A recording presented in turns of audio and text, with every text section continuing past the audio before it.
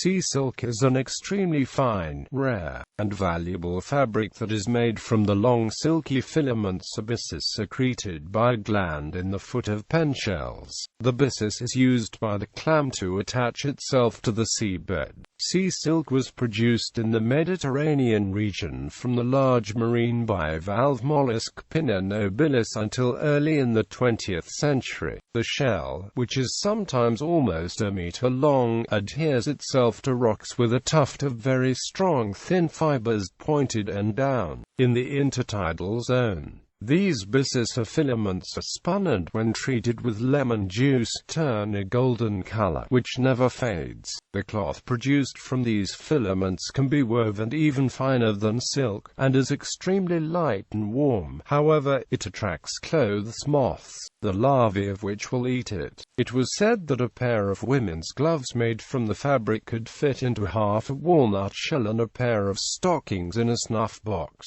In addition, Pinna nobilis is also sometimes gathered for its flesh and occasionally has pearls of fair quality. History. Egypt. The Greek text of the Rosetta Stone records that Ptolemy V reduced taxes on priests, including one paid in byssus cloth. This is thought to be fine linen cloth, not sea silk. In ancient Egyptian burial customs, byssus was used to wrap mummies. This was also linen and not sea silk. Greece. The sophist author Alciphron first records sea wool in his Gallinas to Crichton letter. The early Christian Tertullian mentions it when justifying his wearing a pallium instead of a toga. Nor was it enough to comb and to sew the materials for a tunic. It was necessarily also to fish for one's dress, for fleeces are obtained from the sea where shells of extraordinary size are furnished with tufts of mossy hair. Sea silk has been suggested as an interpretation of the nature of the golden fleece that was sought by Jason and the Argonauts, but scholars refute this hypothesis.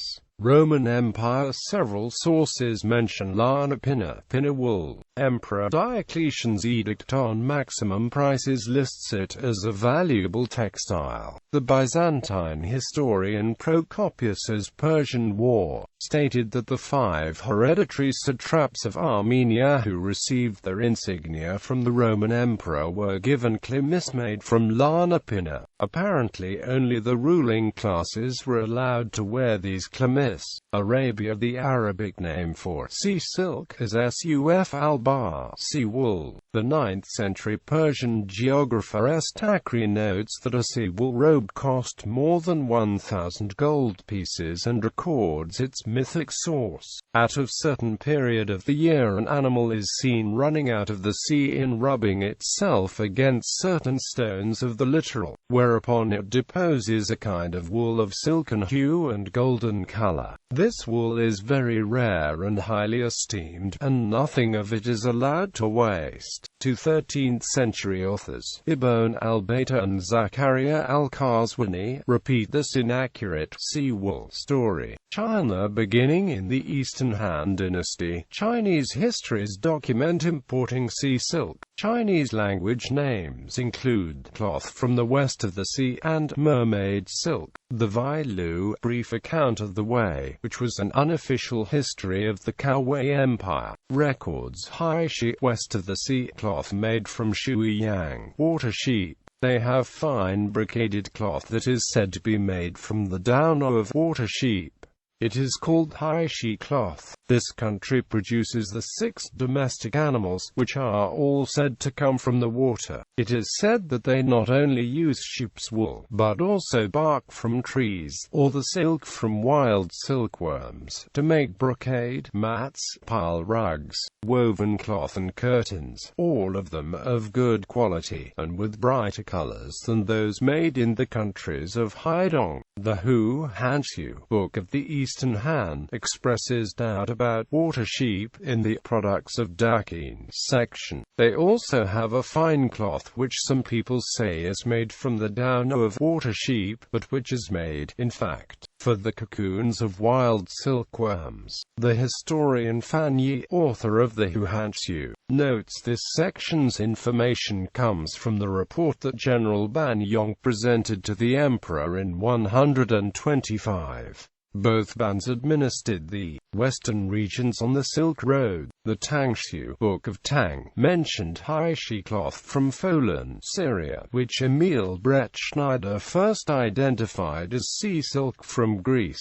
There is also a stuff woven from the hair of sea sheep and called haisipu. He notes this is perhaps the byssus, a cloth stuff woven up to the present time by the Mediterranean coast, especially in southern Italy, from the thread-like excrescences of several seashells. The Shuji Records of Strange Things mentions silk woven by Zhao and Zhao Dragon people, which Edward H. Schaefer identifies as sea silk. In the midst of the South Sea, the houses of the cow people who dwell in the water like fish, but have not given up weaving at the loom. Their eyes have the power to weep, but what they bring forth is pearls.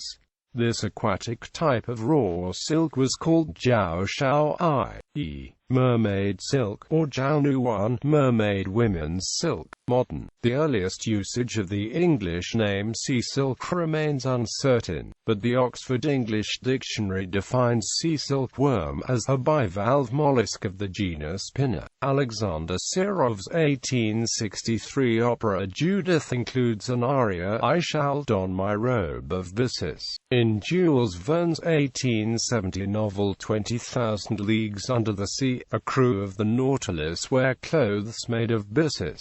Pinna nobilis has become threatened with extinction, partly due to overfishing, the decline in seagrass fields, and pollution. As it has declined so dramatically, the once small but vibrant sea silk industry has almost disappeared, and the art is now preserved only by a few women on the island of Sant'Antioco near Sardinia. Chiara Vigo claimed on various media to be the sole person living today to master the art of working with byssus, and the local people have helped her to open the Sea Silk Museum in Sant'Antioco, which now risks being closed. The Project Sea Silk for the Natural History Museum of Basel is collecting extensive data and studies on the subject, and informs the public that a couple other women still produce and work today with byssus in Sant'Antioco in Sardinia, such as the sisters Assuntina e Giuseppina Pez, which contradicts the claims of Chiara Vigo, who is credited as having invented with an extraordinary imagination her own story of sea silk and spins it tirelessly and to the delight of all media on and on. In 2013, Arisha Marino, a 100-year-old sea silk master weaver nicknamed La Signora del Bisso, died, and her work is now shown in the Museo Etnografico di Sant'Antioco, with other artifacts being already on display in various museums throughout Europe.